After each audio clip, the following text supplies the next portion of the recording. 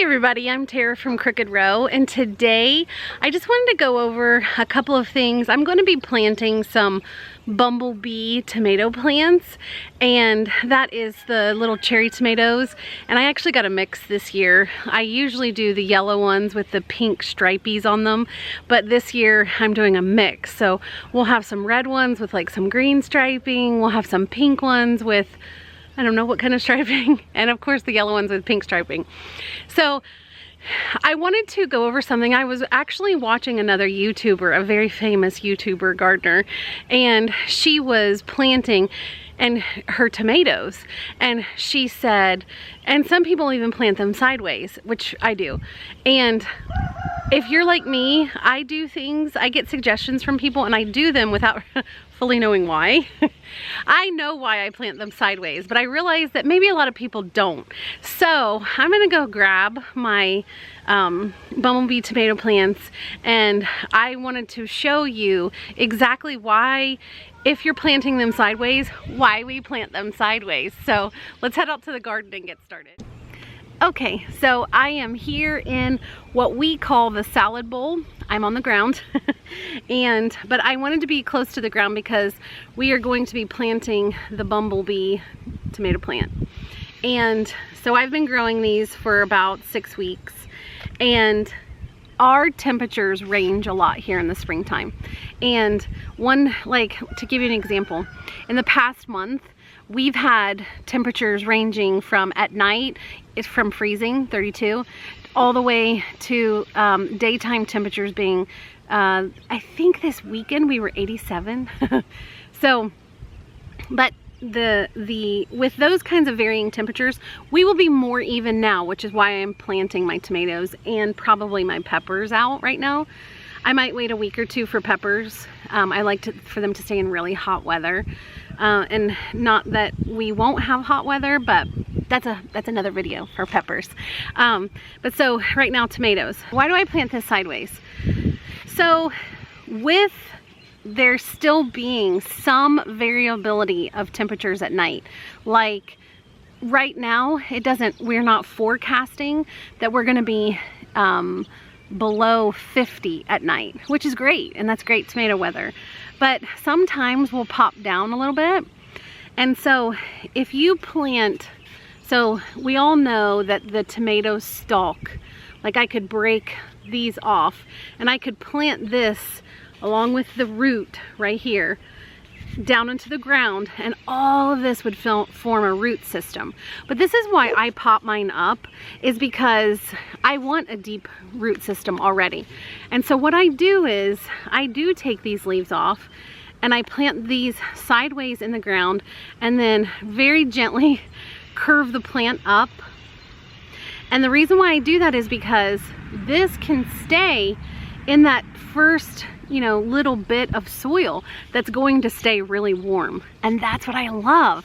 And so when this stays warm, I keep the soil very moist, I keep it weed free, we keep it very fertilized. But when it stays warm, it's going to, send out all those hormones to grow. And so, especially with the bumblebee type, we've had a really good, 4 years with these. I have so many of this kind that we not only eat them literally every day in salads, or sometimes we just eat them with other things. I make different recipes with them. I'll actually show this year some of the recipes, because I've served them at like gatherings and stuff, and people really like them. So I'll show you some of those recipes once these start giving us fruit.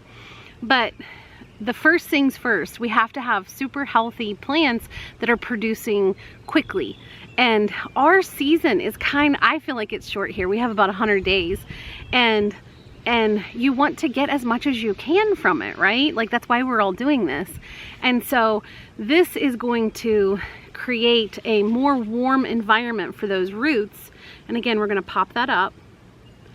And if I were to dig this down and feel, because I have already done this is why I know. But if you dig down, the soil's cold. But the top like 4, 5, 6 inches isn't cold. I mean, it's cool. Soil's always going to be cool. But and this is not for everyone. Like the person who was talking about this online, she lives in a desertous climate. So if she lives in a desertous climate, you know, her soil will warm up pretty fast. And she has kind of sandy soil. We don't have sandy soil, and we're in the Midwest. So deep down all summer long, like really, really deep, this soil is extremely cool. That's why root cellars work so well here. So I do it sideways to keep that warm. And so if you live in probably a zone 6, or I guess you say lower, so 6, 5, 4, 3, 2, you're gonna want these roots up more near the soil surface. So I highly suggest on planting them sideways with a gentle tug up. So let's get started.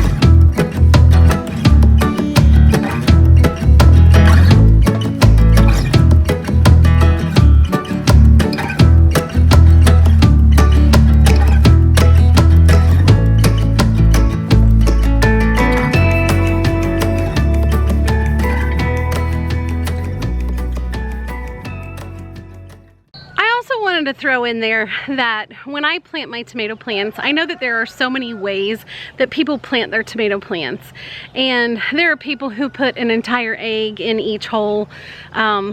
There are people who actually don't put anything in but compost.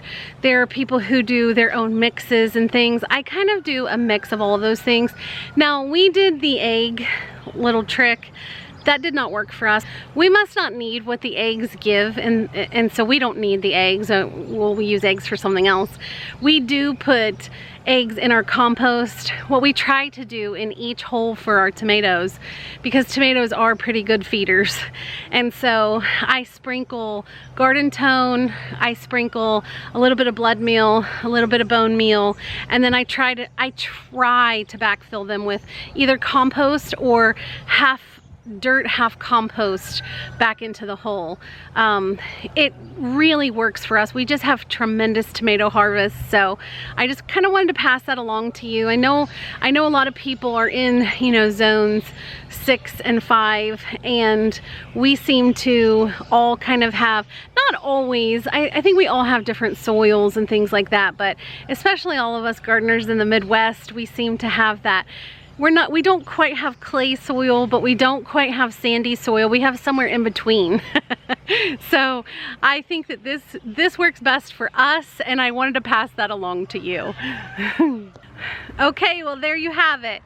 Planting, if you were noticing, I was also planting marigolds around each one.